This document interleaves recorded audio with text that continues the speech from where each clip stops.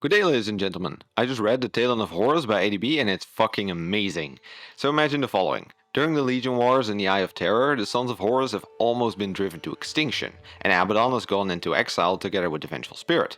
Seeing their opportunity, the Emperor's children have stolen the corpse of Horus Lupercal in order to do all sorts of fucked up things with it. Long story short, we eventually end up with a very weird mixture of characters that band together to find the Vengeful Spirit and to stop whatever fucked up shit the Third Legion is planning to do with the corpse of Horus.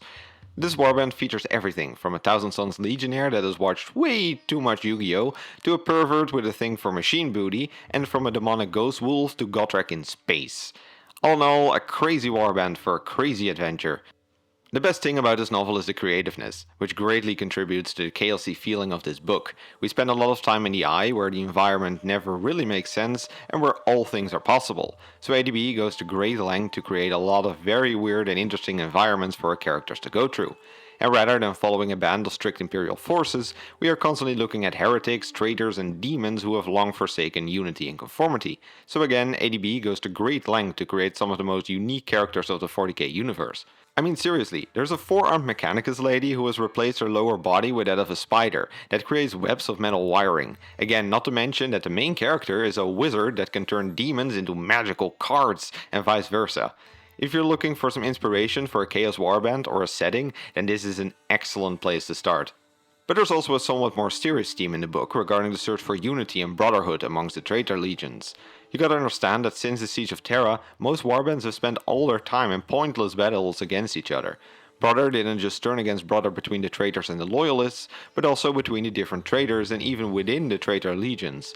This has left many legionnaires feeling alone and without purpose, which is a problem Abaddon plans to solve with his ambitious plans for a new legion, the Black Legion. This book does a great job at showing you why the Black Legion was really created and why so many traitors feel a great urge to join it. In a way, the warband also functions as a representation for the entirety of the Chaos Astartes, and the book provides you with a compelling and emotional story that will greatly increase your respect towards the Black Legion. You shouldn't expect this book to be about Abaddon, however. He does feature in the book, but the main warband plays a much bigger role than him in this novel.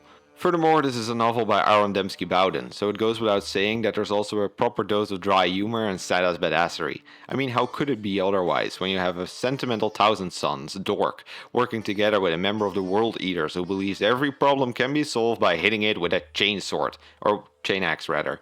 This book definitely had me laughing out loud from time to time.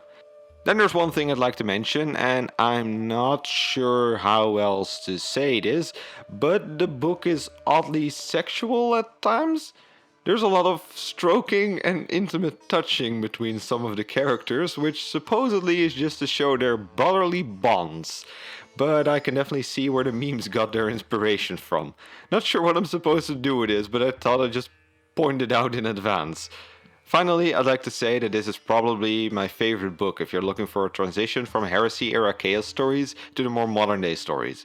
This book does a great job of showing you how things went after the Siege of Terra and how Chaos kinda ended up the way they are now. On the flip side, you do in my opinion need some background understanding of the events of the Horus Heresy to really understand this book. So if you haven't read them, I definitely recommend reading the first 3 Horus Heresy novels before this one, and maybe also Fulgrim and the Thousand Sons by Graham McNeill.